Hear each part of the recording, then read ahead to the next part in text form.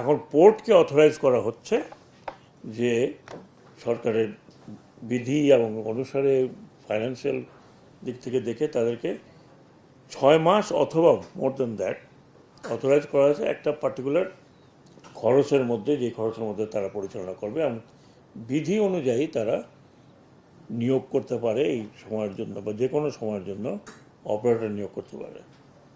তো সেই operator নিয়োগটা port decided এবং মন্ত্রণালয় থেকে গেছে, পোর্ট ডিসাইডেড যে আর কাউকে দেই না দেই, it should be given to the navy.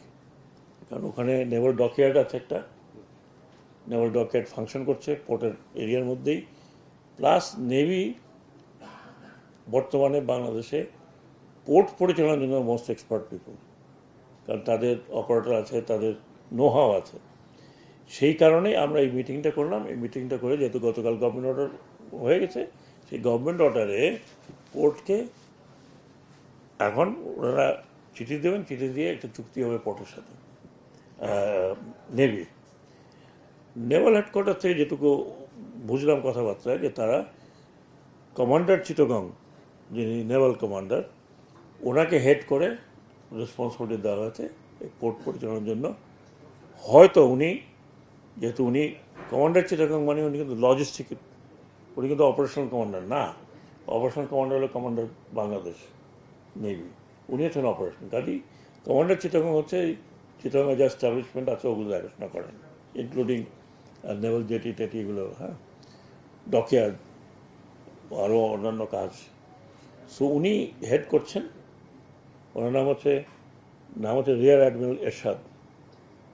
উনি হেড করছেন এবং ওনার তত্ত্বাবধানে এই কমিটি ফর্ম হবে, যেটা পোর্টের চেয়ারম্যান অথরাইজ করবেন। একই সাথে এটা আমি পরিষ্কার করে বলি, কারণ 16 বছর একটা কোম্পানি কাজ করছিল, তাদেরও সহযোগিতা যাতে নেভি পায়, তারা সেই জন্যও কাজ করবে বলে আমাকে বলেছে। এবং আমাদের কোনো আপত্তি নেই তাতে, কারণ মোস্ট অপারেটর তো সবই তো তাদেরকে নিতে হবে। এবং একই সাথে আমি বলে রাখি যে কোনো অপারেটর বা কোনো লোকের চাকরি নেভি বা নেভাল যেই অর্গানাইজ করুক না কেন, পোর্টের থেকে কোনো কারো চাকরি যাচ্ছে না।